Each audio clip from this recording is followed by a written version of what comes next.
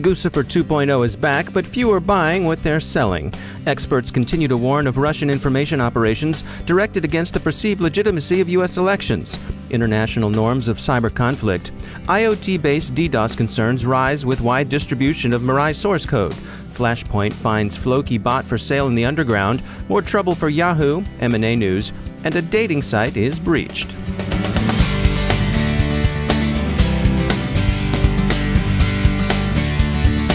Time to take a moment to tell you about our sponsor, clearedjobs.net. If you're a cybersecurity professional and you're looking for a career opportunity, check out the free Cyber Job Fair on the first day of Cyber Maryland, Thursday, October 20th, at the Baltimore Hilton, hosted by clearedjobs.net, a veteran-owned specialist at matching security professionals with rewarding careers. The Cyber Job Fair is open to all cybersecurity professionals, both cleared and non-cleared. It's open to college students in cybersecurity programs, too.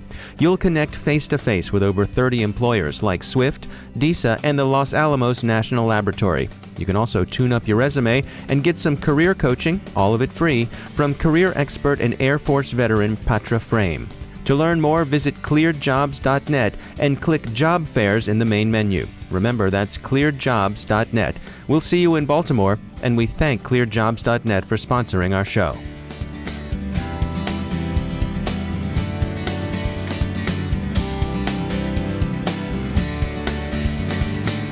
I'm Dave Bittner, back in Baltimore with your CyberWire summary for Wednesday, October 5th, 2016. The news today is heavier on hacking in its information operational guise that is on cybercrime, hacktivism, or espionage. The big eclat, of course, is again provided by Guccifer 2.0, who has resurfaced with some material he, she, or they claim to have hacked from the Clinton Foundation. The release is surrounded by clouds of muckraking shock, but on closer inspection it appears to be recycled stuff purloined from the Democratic Party. Longtime Guccifer 2.0 observer Motherboard offers the most direct, demotically expressed assessment, which will balderize to hogwash. Guccifer 2.0, if you're keeping score at home, is widely believed on circumstantial but compelling evidence to be a sock puppet of Russian intelligence services. This particular mode of information warfare has attracted considerable comment at the AUSA meetings. We'll have more on that later this week. Guccifer 2.0's communique includes a colloquial shout-out to WikiLeaks and Julian Assange.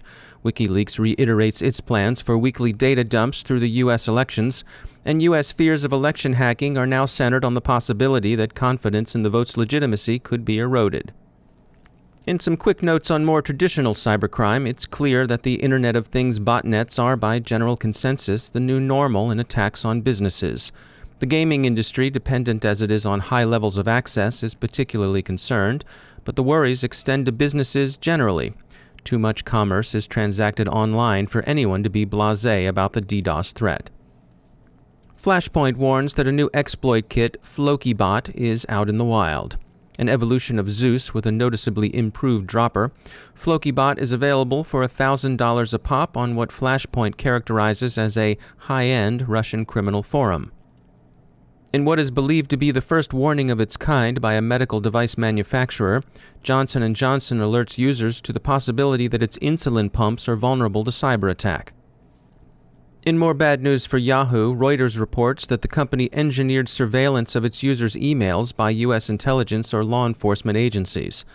With the sense of this being a last straw, advice on how to unsubscribe from Yahoo services is being widely offered across the Internet.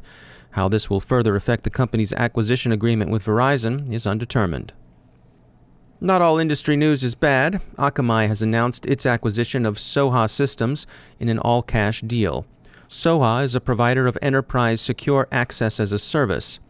Carbon Black seems to be progressing toward an IPO. And congratulations are in order for the companies being honored as this year's Cynet 16. They'll be receiving their awards at Cynet's Innovation Showcase in Washington, November 2nd and 3rd. The CyberWire will be there to cover the proceedings. We've been spending this week at the Association of the United States Army's annual meeting and exposition.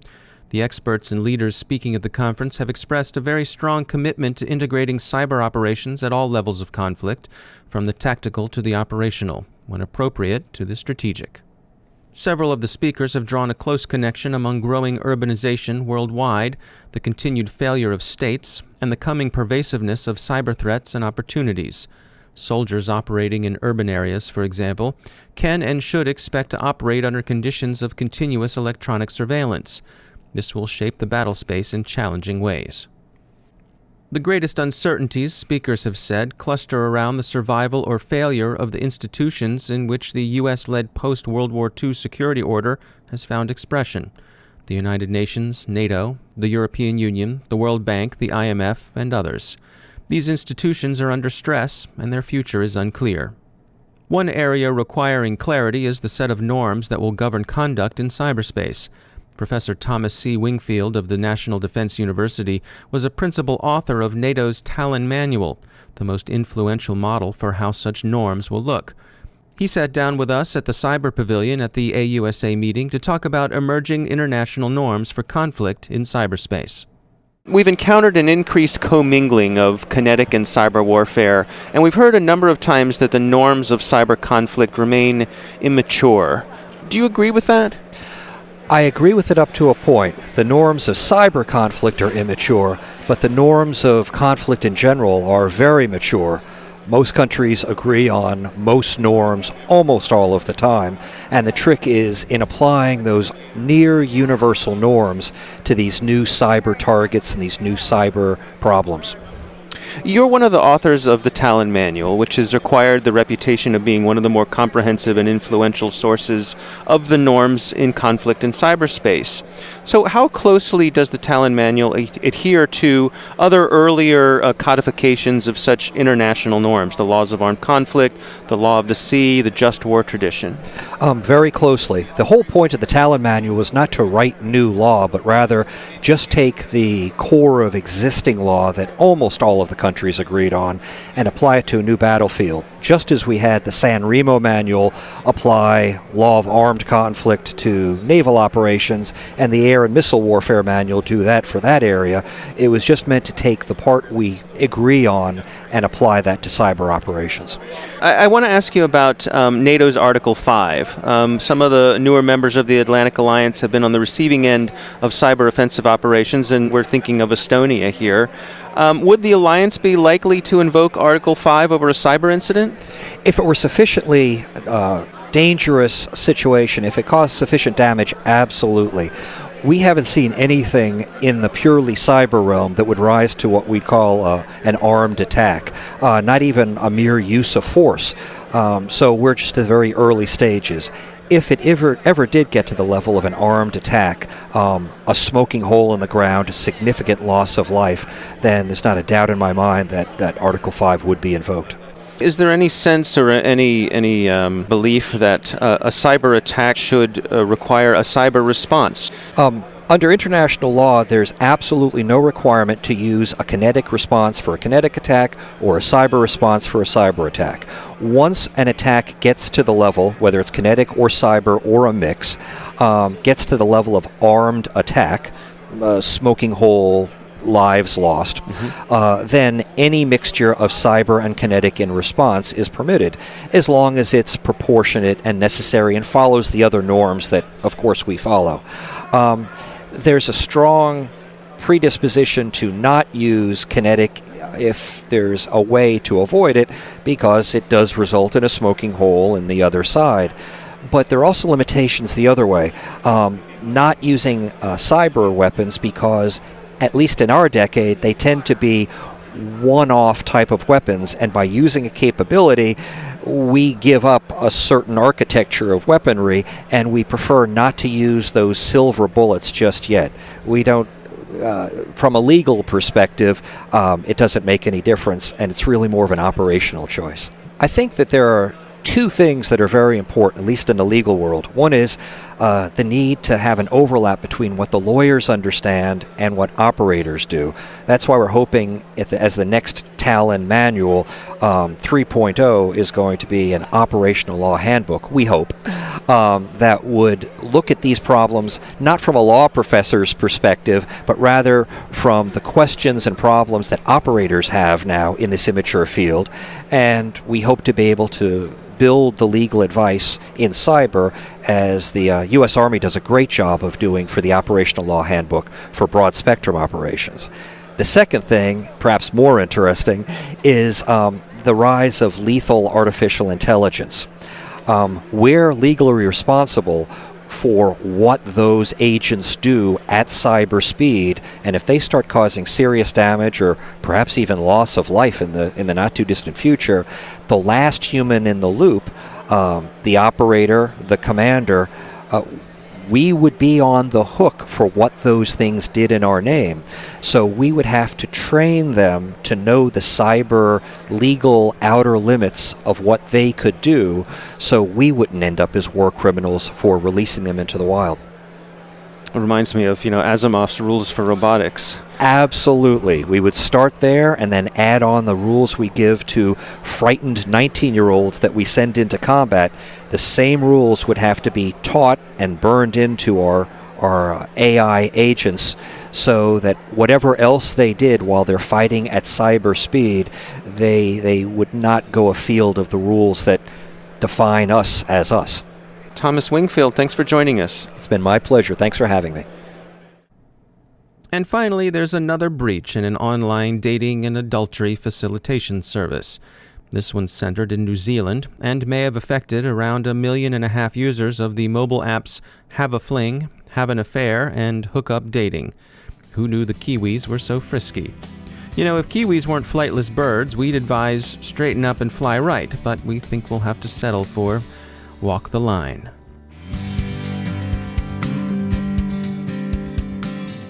Time for a quick break to tell you about our sponsor, NetSparker. Are your security teams dealing with hundreds of vulnerability scan results? NetSparker not only automates scanning, but it verifies the exploits it finds too. Reduce alert fatigue and improve security with NetSparker. Not only will your protection improve, but your costs will drop, and that's a good deal in anyone's book. NetSparker's automated approach to web application scanning lets your security team concentrate on the things best left to the human beings. Find out more about NetSparker Desktop and NetSparker Cloud. Whether you're pen testing or securing your enterprise online, you'll find what you need at netsparker.com. Like to try it out free with no strings attached? Go to netsparker.com/cyberwire for a 30-day fully functional version of NetSparker Desktop. And by fully functional, NetSparker means, yes, really, really fully functional. Scan the websites with no obligation. Check it out at netsparker.com/cyberwire. And we thank NetSparker for sponsoring our show.